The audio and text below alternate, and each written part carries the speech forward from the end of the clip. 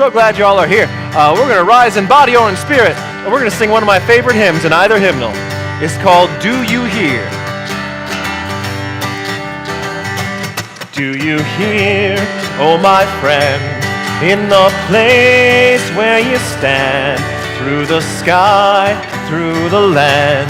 Do you hear, in the heights on the plain, in the vale on the main, in the sun, in the rain? Do you hear,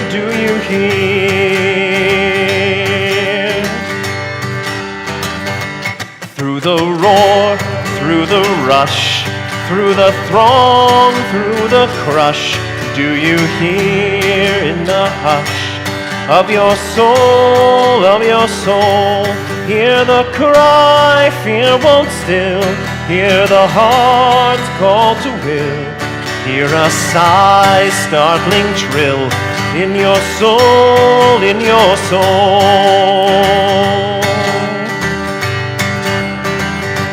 From the place where you stand to the outermost strand, do you hear, oh my friend? Do you hear, all the dreams, all the dares, all the sighs, all the prayers, they are yours, mine and theirs. Do you hear,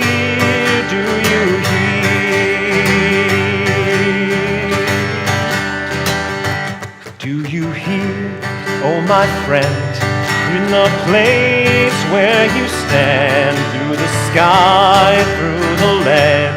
Do you hear, all the dreams, all the dares, all the sighs, all the prayers, they are yours, mine and theirs. Do you hear,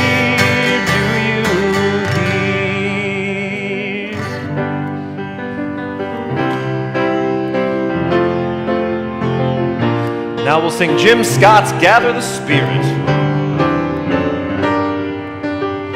It has 15 verses. We're singing all of them. Happy Thanksgiving. Gather the Spirit, harvest the power. Our separate fires will kindle one flame. Witness the mystery of this hour. Our trials in this light appear all the same. Gather in peace, gather in thanks, gather in sympathy now and then. Gather in hope, compassion and strength, gather to celebrate once again. Gather the Spirit of heart and mind, seeds for the sowing are laid in store, nurtured in love and conscience refined, with body and spirit uniting once more. Gather in peace, gather in thanks, gather in sympathy now and then. Gather in hope, compassion and strength, gather to celebrate once again. Gather the Spirit, growing in awe, drawn by the moon and fed by the sun. Winter to spring and summer to fall, the chorus of life resounding as one. Gather in peace, gather in thanks, gather in sympathy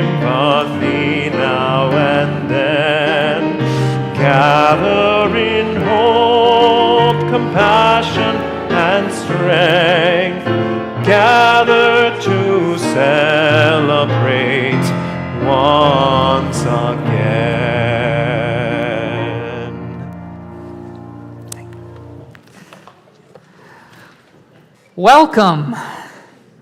We are so glad you are here with us this morning. My name is Aiden McMahon.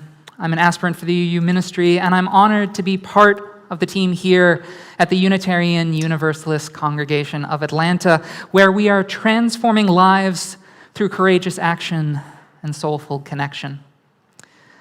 If you are a visitor, we hope you'll fill out a visitor card and let us know you are here. We also hope that each of you and your families will join us for our Moravian Love Feast, a special holiday music event that will take place on Thursday, December 8th, right here in the sanctuary. It's a gorgeous celebration of the holiday season, and we look forward to seeing you there and kicking off the holidays together. I'm delighted to be joined in leading worship by Don Milton III, Willie Sullivan, Margaret Williams, Laura Beth Brown, Tony Stringer, and Shay Stewart today. Yes, please. They deserve it. They really do deserve that applause, and I think you'll be clapping several more times today. And now I would like to welcome our liturgist, Tony Stringer, to come light our chalice.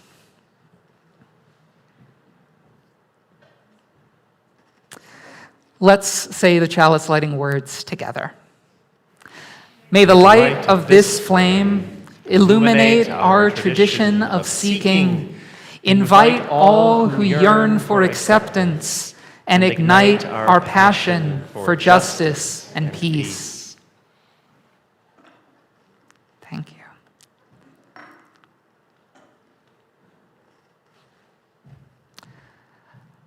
The word Advent comes from the Latin word adventus, which means coming.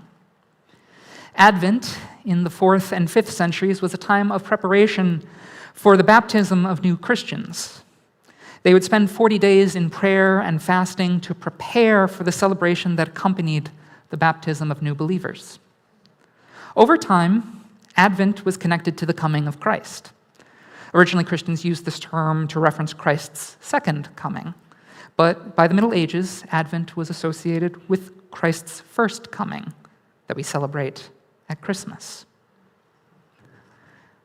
On this first Sunday of Advent, as Christians prepare to celebrate Jesus' arrival as a gift to all humanity, let's stir up in our hearts and homes a sense of anticipation. Over this Advent, we pray that the first candle representing hope will rise up in all our spirits in a tangible and life-giving way.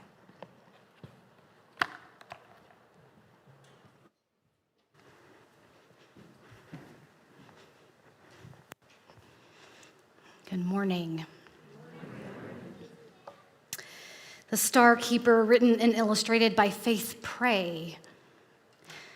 The world had been dark for a long time. Rainy, lonely, dark. Every morning, the girl fed the fish and waited for things to be different. But every morning, the world stayed the same. On one especially wet day, the girl got tired of waiting.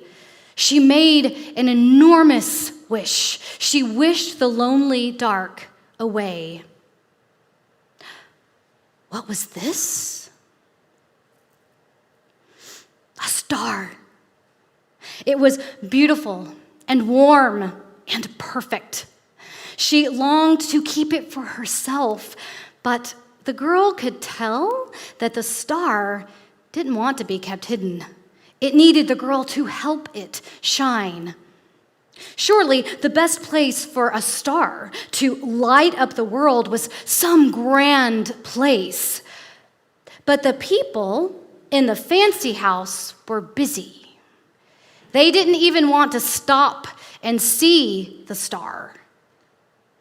The girl and the star felt small.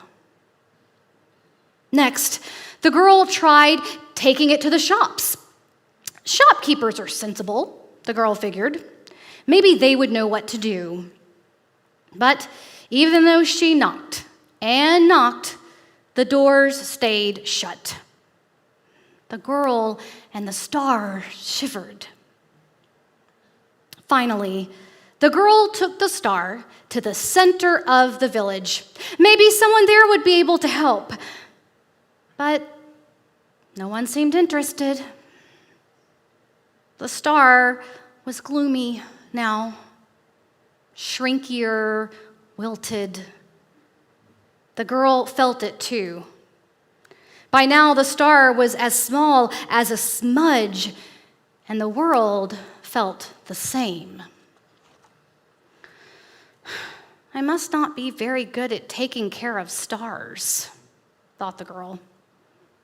Perhaps I should forget my wish. Someone else could try to help it shine.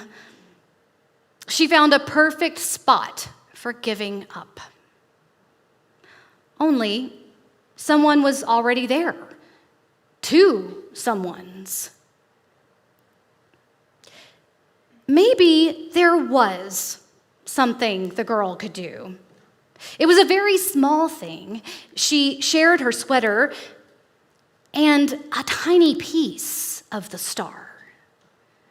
Now the star seemed rounder, shinier, glowy.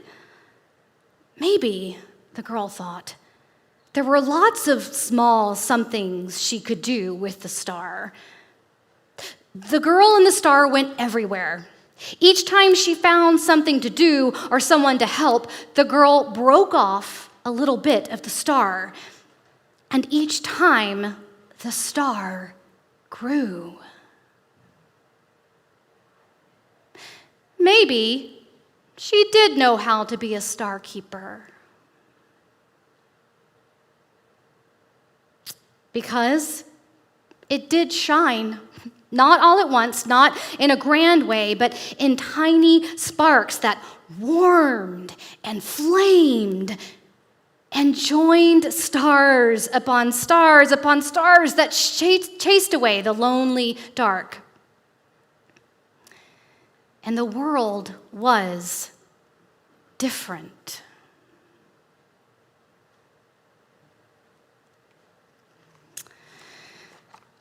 So at this time, I would like to invite members of this morning's Radical Welcome team to the chancel to lead us in our movement prayer. So we have a few members coming up here.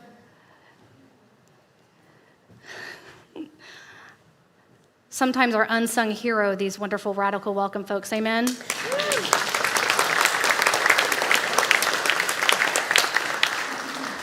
So please rise, embody our spirit, and join us. First, we bow to honor the spirit of life. We reach our arms and embrace the gifts of spirit. We bring these gifts unto ourselves with gratitude and breathe and smile. We share these gifts with the world. We remember to be present, honor, embrace, gratitude, share, be present.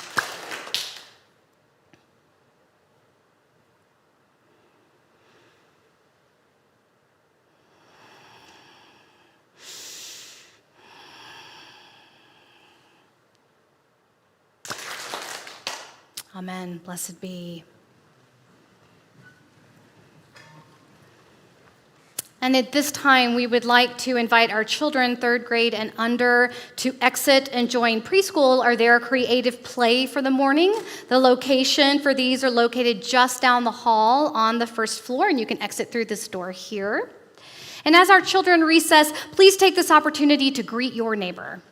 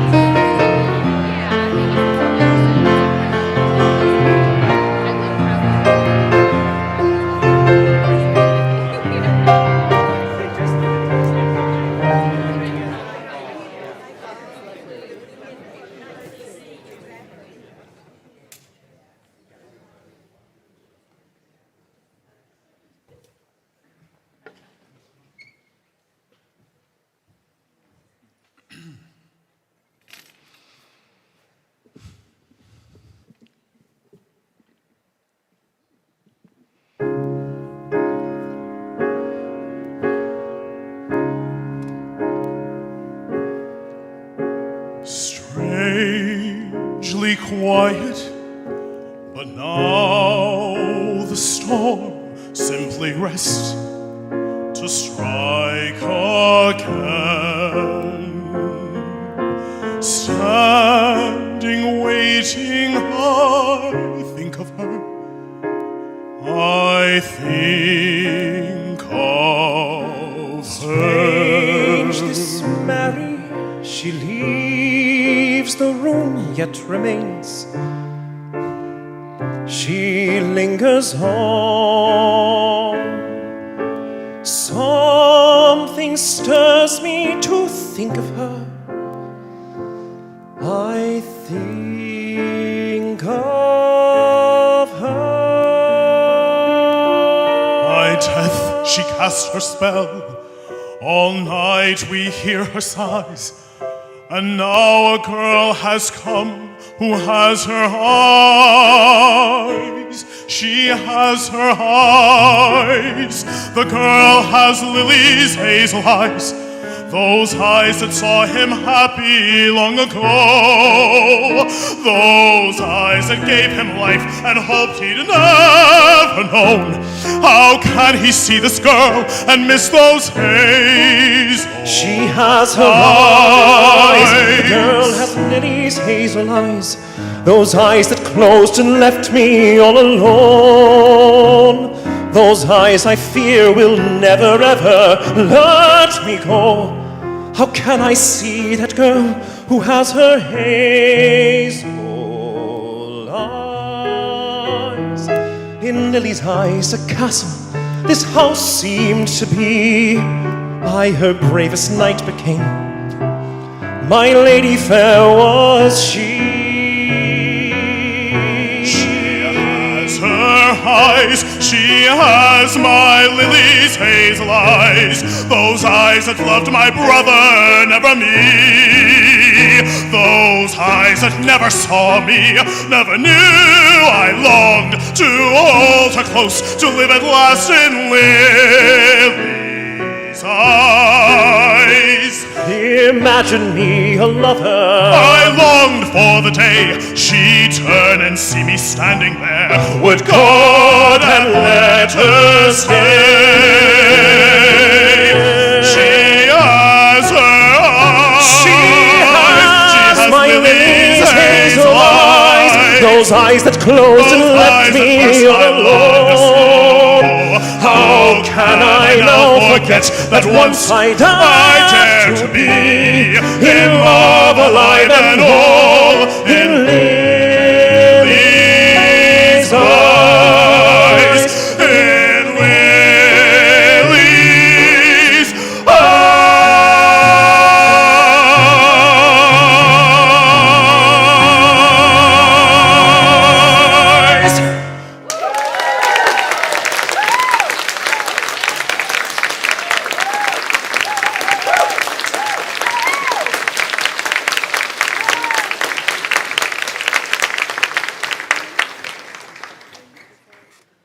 Now we're going to take a breath.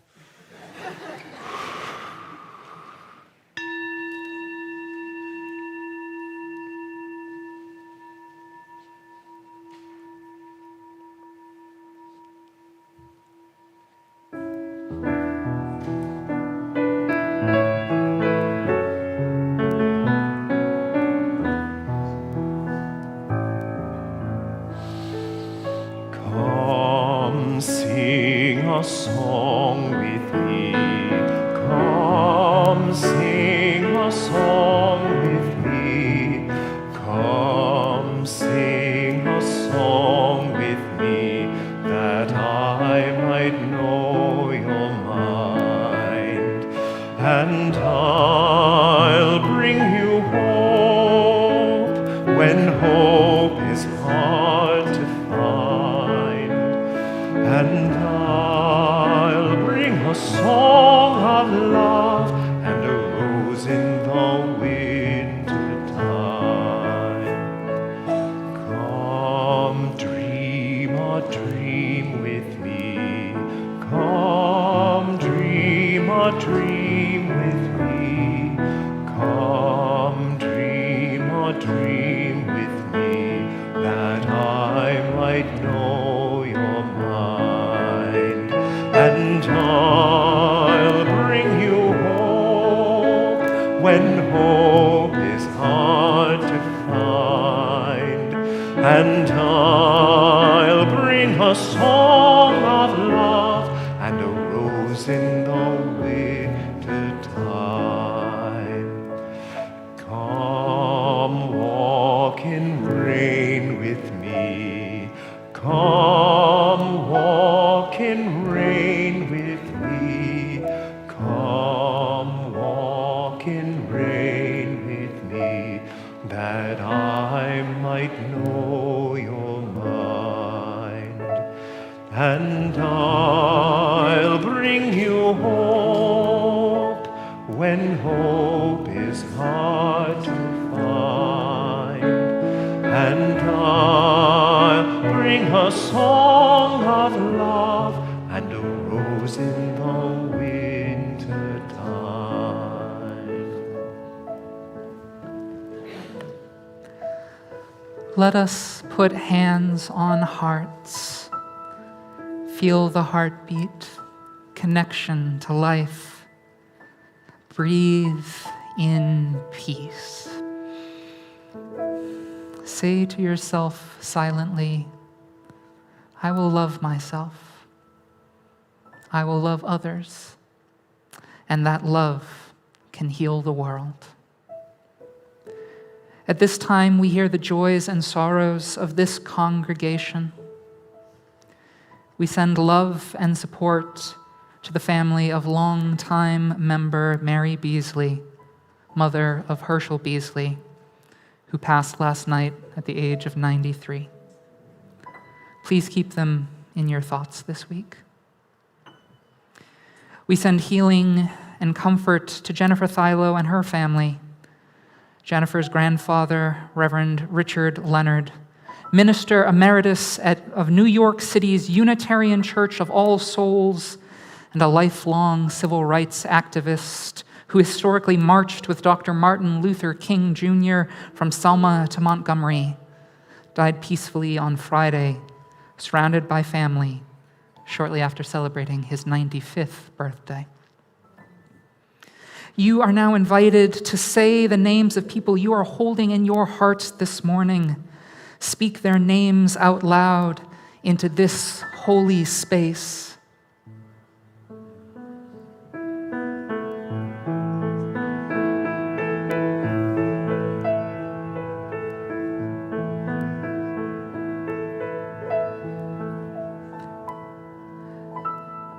May all beings find connection. May all people find comfort. May all of us find ways to be more loving to one another. Spirit of life, love eternal, we rest in holy gratitude. We surrender to a mystery beyond ourselves, asking forgiveness for our mistakes, those times when we have been selfish or thoughtless. Breathing in and out, we offer grace. We forgive ourselves and each other. We begin again in love. We honor the earth, supporting and sustaining life. We breathe in, opening our hearts to wonder. For just one moment, feeling a deep connection with all beings. Let us calm our bodies and our minds. We breathe in peace, and then we exhale. We relax into this space that our intentions make sacred. We enter into the silence.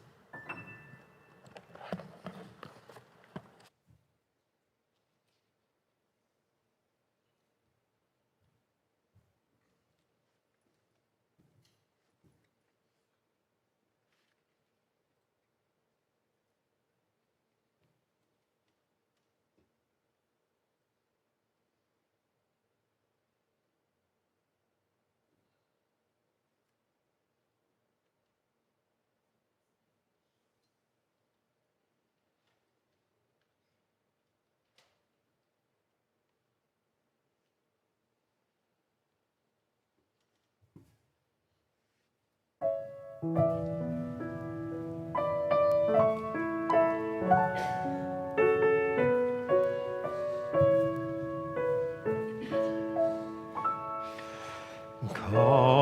share a rose with me.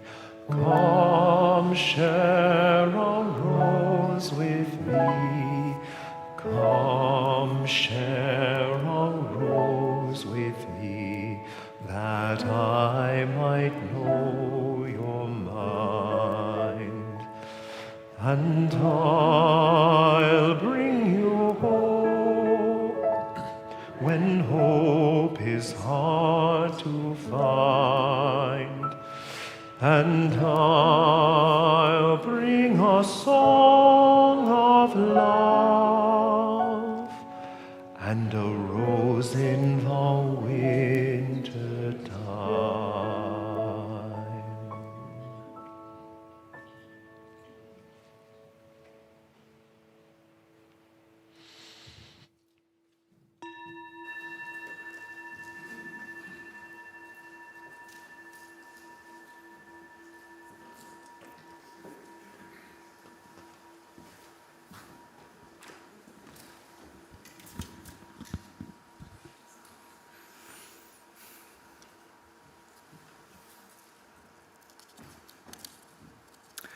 Aiden Yi Felicia is an intentional eco-village community of indigenous Muskogee people who returned to their traditional home 180 years after being forcibly removed from the land colonially identified as Alabama. They've returned to practice linguistic, cultural, and ecological sustainability. The community is located south of Birmingham, just 2.5 hours from where we sit right now. With only a handful of speakers remaining, Aiden Yi Felicia is revitalizing their traditional culture by immersing children in a learning program in which Muskogee, the Muskogee language, is the sole medium of instruction. The curriculum centers on traditional, agricultural, and ecological knowledge. The school was approved in August 2021 for official partnership with the Global Village School, an accredited academic institution that emphasizes earth-based and social justice education.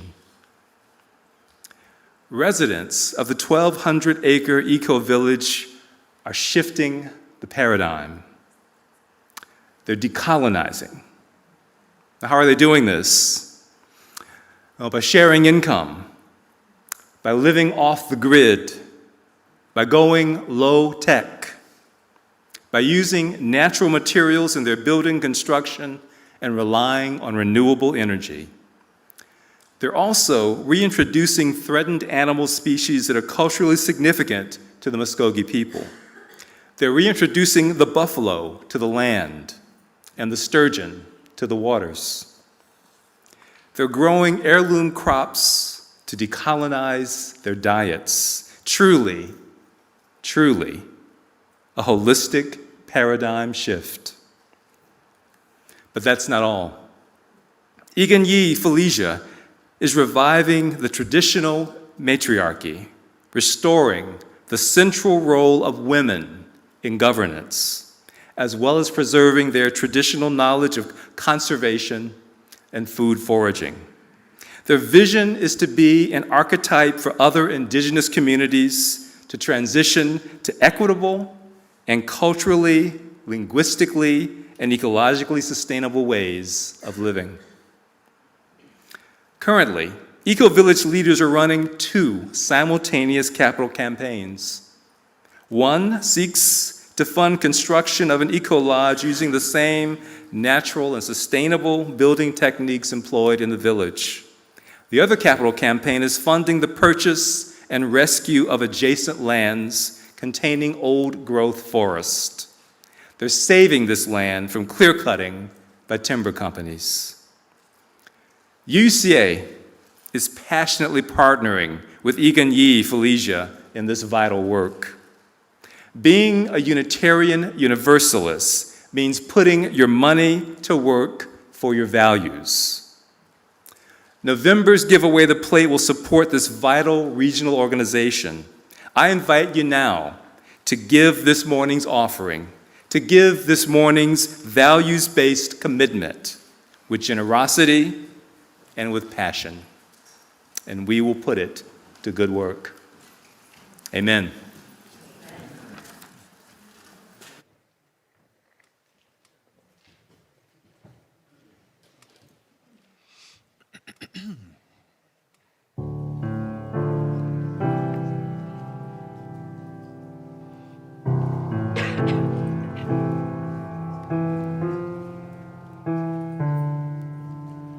Many nights we've prayed with no proof anyone could hear. In our hearts a hopeful song we barely understood. Now we are not afraid, although we know there's much to fear. We were moving mountains long before we knew we could. There can be miracles when you believe. Though hope is frail, it's hard to kill. Who knows what miracles you can achieve? When you believe, somehow you will. You will when you believe. In this time of fear, when prayer so often proved in vain, hope seemed like a summer's bird so swiftly blown away. But now I'm standing here with a heart so full I can't explain, seeking faith and speaking words I never thought I'd say. There can be miracles when you believe. Though hope is frail, it's hard to kill. Who knows what miracles you can achieve? When you believe, somehow you will. You will when you Ashir Adonai ki gaoga. Ashir Adonai ki gaoga. Mi kamocha ba'elim Adonai, mi kamocha nehedar b'kodesh nachita v'chastacha amzugalta, nachita v'chastacha amzugalta, ashira, ashira, ashira. There can be miracles when you believe. Though hope is frail, it's hard to kill. Who knows what miracles you can achieve when you believe. Somehow you will. Now you will.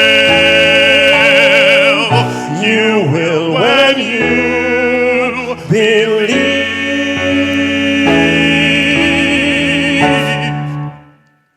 You will when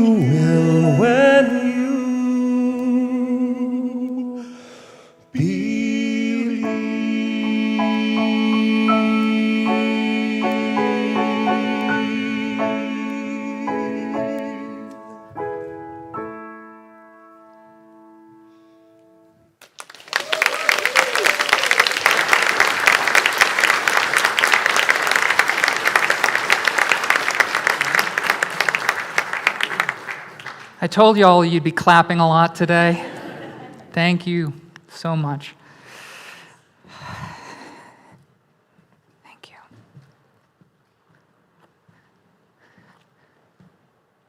This is belief. This is a miracle made manifest. Please join me in the dedication of the offering. To the work of this congregation, which is weaving a tapestry of love and action, we call community. We dedicate our lives, and these are offerings. Thank you, Letta.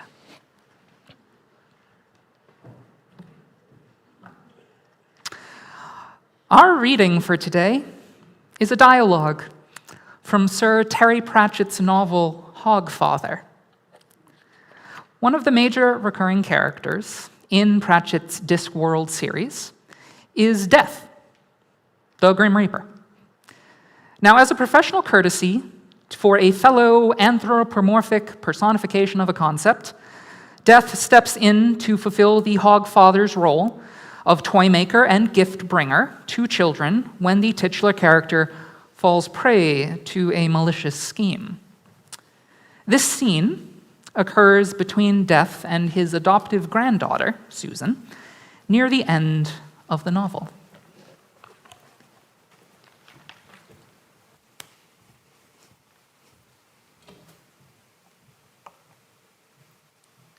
Now, tell me. What would have happened if you hadn't saved him? Yes. The sun would not have risen. And then what would have happened? A mere ball of flaming gas would have illuminated the world.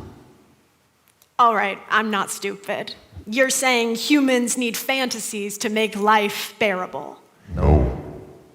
Humans need fantasies to be human, to be the place where the falling angel meets the rising ape. But tooth fairies? Hogfathers? Yes, as practice, you have to start out learning to believe the little lies. Oh, so we can believe the big ones. Yes.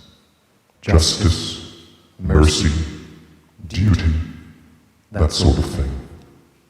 But those aren't the same at all. You think so?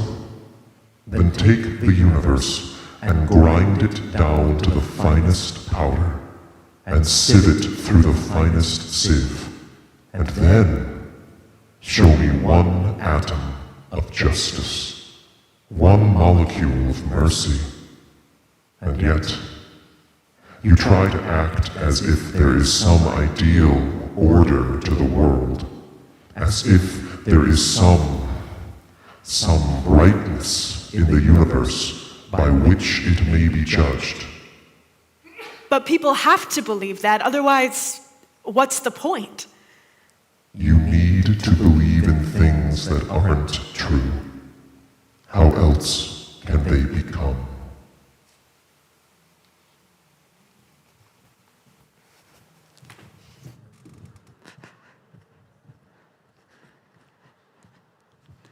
Chills, am I right? Ah. So good. Thank you, Shay and Don, and the team who made that wonderful effect possible.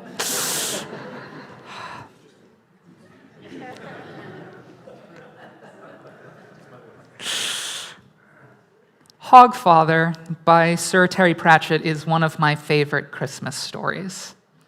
I watch the film adaptation every year around this time.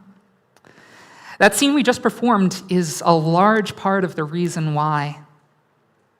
I can't help but wonder, though, how many of you shared Susan's initial incredulity about Death's assertion regarding big lies and little ones? I think he's spot on.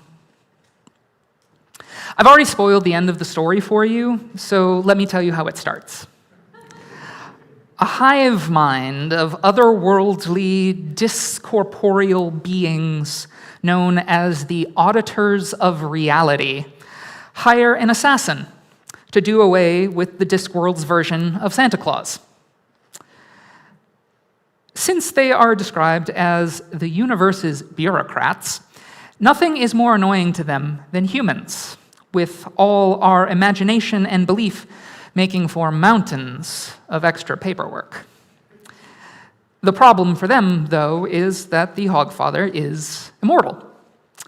He's originally a god of the winter solstice. So you can't really kill him. The only thing you can do is make people stop believing in him. And so, using some very old magic, they try to make the children of the Discworld forget he ever existed. But the other consequence of that is because he was still associated with the winter solstice, the sun would never rise again should the Hogfather cease to exist. Now, Pratchett is engaging in some semantic trickery when he uses the word lies. What he's really saying is stories, right? I suppose it's unsurprising that a professional storyteller would argue for the value of a good narrative. What I find a bit more surprising is that an atheist penned one of my favorite Christmas tales. Now, Sir Terry wrote in an autobiographical essay that he was not necessarily anti-religion. He thought it served a necessary purpose, as I think is evidenced in that dialogue. He just happened to find his wonder elsewhere. See, it wasn't so much the content of the story that mattered to him, so much as what it did to us, through us, and for us. Being factual was secondary. So now I ask you, what stories do you tell this time of year? And what purpose do they serve? Today, as we've already mentioned, is the first Sunday of Advent when we light the candle of hope. I think hope might be one of the best examples of what Pratchett is talking about with his big lies and little lies. Not the colloquial meaning of hope, not just something we really want to happen, not something that we're relatively sure will happen, but might not. Hope is the belief that something amazing can and will come to pass, despite all evidence to the contrary. The ultimate suspension of disbelief, the refusal to submit to a narrative of a cruel and uncaring reality. Hope is the ultimate, irrational, necessary human narrative. Hope is what moves the big lies towards becoming. And it is the first candle in the Advent wreath because hope shines brightest in the darkness. It is, as the song says, frail but hard to kill. So when we despair over another mass shooting, another unjust law or aspiring autocrat, or another humanitarian crisis, hope is what spurs us to vigil, to vote, and to avail ourselves to a cause. Hope tells us change is possible, but only if we act. According to developmental psychologist Erik Erikson, our very first struggle, pre-verbal and certainly pre-rational, is whether or not we can safely have hope. For our entire childhood, we learn narratives with our bodies and our emotions, and there in our bodies is where our most fundamental truths reside for our entire lives. Our bodies are our first teachers. That's why our deepest convictions are often something we say we feel in our bones. So when we tell a child a story, we write it on their heart. Any fiction told with conviction becomes capital T truth to them. Little lies become embodied, shaping their personal narratives and causing them to pursue whatever they understand as true. What we have taught them is true. This is how a story becomes no longer just a story. But so often we adults have lost faith in the big lies behind the little ones ourselves. We feel compelled to break not so much the truth, but the facts to them. We tell them those big lies like kindness, fairness, and generosity are for the naive. Rationality and maturity become code words for cynicism, an attack on the hopeful higher truths of the body. I think we continue to tell those stories despite our cynicism because we used to have those same beliefs, those same dreams, and our deepest bodily selves want to share them. It's an act of hope. Hope that the next generation will actually live into the truths we want to see in the world. So we really need to resist the urge to call our most profound and timeless truths childish. In fact, we should stop using childish as a derogatory term entirely. Amen. Thank you. So, both to the religious among us and those who find our wonder elsewhere, whether you're waiting for Jesus or Santa Claus or the Hogfather, or neither or both or someone else, Advent and Christmas have that power. We can find hope in a celebration of generosity, of family, and warmth in the dead of winter. Likewise, we can celebrate the coming of a child and the promise of unity between God and humanity.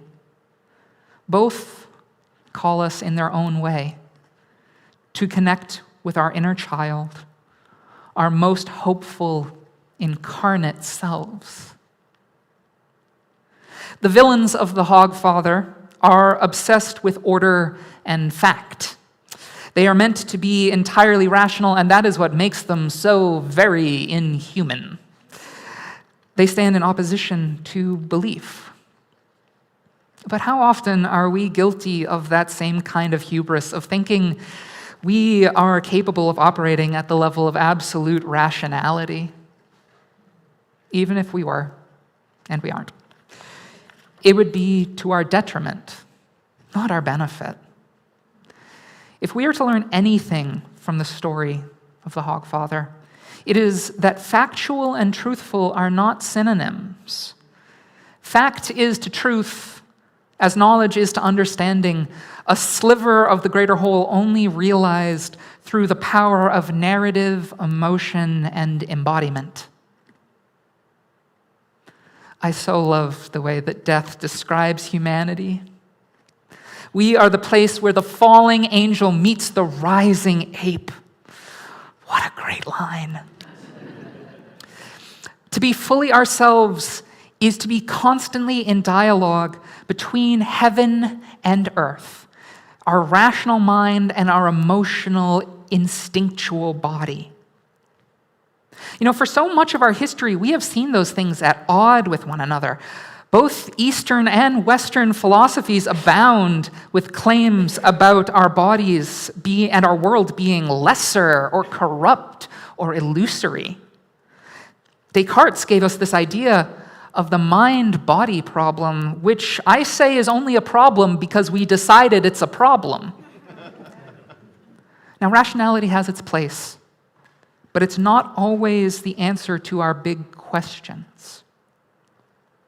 I'm sure we've all heard people say how religion asks us to check our brain at the doors. It's not an unfair critique, but just as many people, I think, check their body instead. I don't mean to equivocate. We've all seen the damage that thoughtless religion can do. But do you know what a disembodied religion does? Nothing. It does nothing. Absolutely nothing. The stories never become anything more than stories for them. Belief without embodiment, I would argue, is not really belief at all. At most, it is attenuated, mere mental assent to an idea, something to nod your head along and say, yes, to. We have to learn to bring our whole selves into the story, sometimes giving privilege to the body and other times to the brain, but never staying in either for too long. That's what it means to be both falling angel and rising ape. That's what it means to be incarnate, to recognize that your body and your brain, your emotions and your thoughts have never been enemies, even though they may disagree at times. It's one of those beautiful paradoxes at the center of all the world's profound truths. It's certainly at the core of the Christmas message. Since we've been talking about senses for the last few months, I would like to introduce you to another. I think that puts us at number 7. It's called interoception, and broadly, it is our conscious awareness of our internal state. This is what we learn to do through mindfulness exercises and body scans and those sorts of things you might have done in a yoga class. We learn to recognize the voice of our body. When we are fully incarnate, we can have a dialogue. Imagine for a moment you feel yourself go into fight, flight, or freeze, that visceral, innate reaction to a threat. Some part of you knows rationally this thing is innocuous, but it calls back to something that wounded us in our past. When we can interocept well, we can note it, we can accept it, we can even honor it. And then we can be gentle with our bodies. We can be gentle with that child who is scared. Maybe we breathe deeply to slow our heart rate. Maybe we put our hand on our heart and feel that warm connection. Maybe we give ourselves a hug. Maybe we tell ourselves another story. And sometimes it works in the opposite direction. The sense that something is just off. Or seemingly spontaneous tears when we have refused to grieve. Being moved to compassion at suffering or anger at injustice, those things that speak to the heart, instinct, emotion, and truth, all reside in the body, and right at the center of that Venn diagram lies hope. The history of this denomination is actually an excellent example of dialogue between embodiment and rationality. Unitarians were distinguished by their denial of the divinity of Jesus. God might exist, but man can't also be God. That makes no sense. It's the lowest of all Christologies, to use the fancy academic term. Many Universalists, on the other hand, had such a high Christology, they believed the entire world was made right through him. Two stories at odds. Truth to one, lie to the other. Head and heart, rationality and embodied conviction. And yet, you are the result of a big lie they found to share, working towards becoming truth. This time of year, we are surrounded by stories. There will be some we don't agree with. Not one of them will be fact. I personally love Christmas, and I love it despite knowing that Jesus was not born on December the 25th, amongst other unlikelihoods. But Christmas is one of my deepest truths. And Advent is an annual lesson in hope. Every day, Christmas gets a little closer, gets a little more real. Every day, I feel it a little stronger. a blossoming warmth in my chest, even if the rest of me feels the winter chill. One night, years ago, sitting on the roof of my friend's porch, he asked me if I believed in those stories, Christmas, Easter, miracles, and all that. Now, what he was really asking was if I believed they were factual. I'll tell you now what I told him then. I honestly don't know. And I don't think it matters. Factual or not, something in it gives me hope. Something in it moves me towards truth.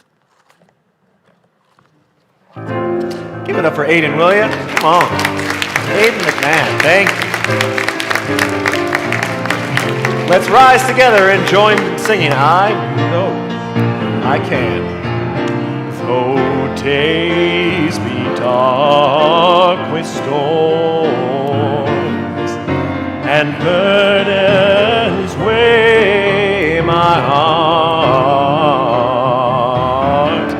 though troubles wait at every turn, I know that I can go on when sorrow heals my soul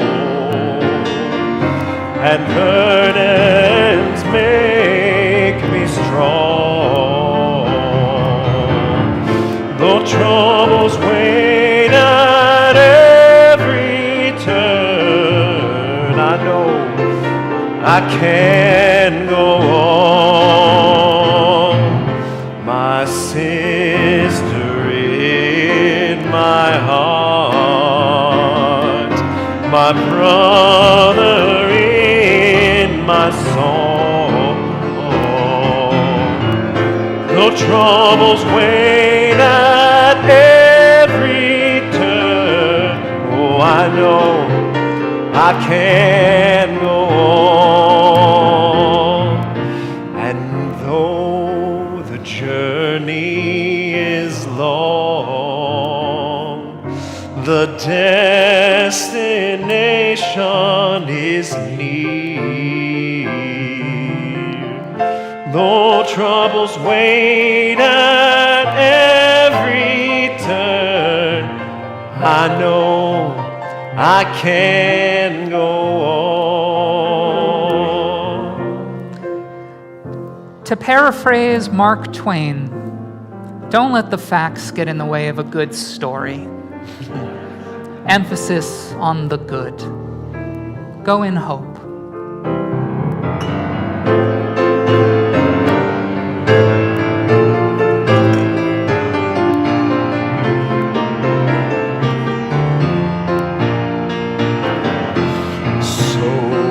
Cousins, take my hand, and siblings, sing my song.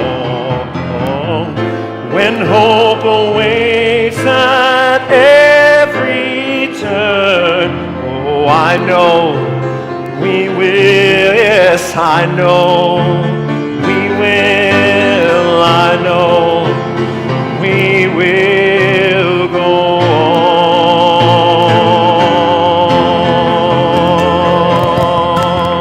Go in peace, everybody.